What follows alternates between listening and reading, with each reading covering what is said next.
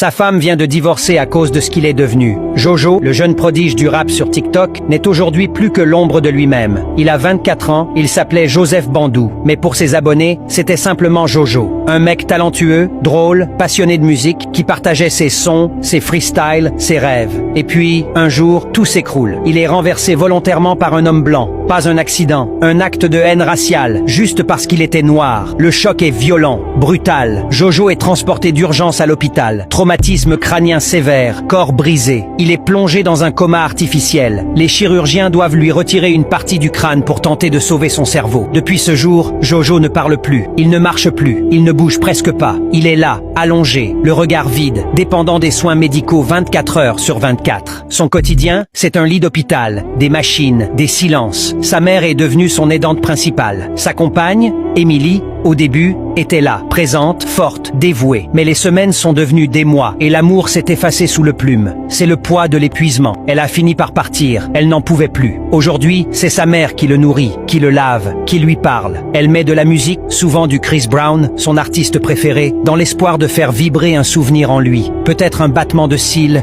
une larme, un frisson, quelque chose. Cette histoire, elle brise le cœur et elle fait froid dans le dos. Parce qu'en 2025, on peut encore être victime d'une tentative de meurtre, juste à cause de la couleur de sa peau. Jojo, c'est plus qu'un drame, c'est un symbole, celui d'un monde qui a encore trop de haine et d'une mère qui malgré tout continue de croire que son fils reviendra.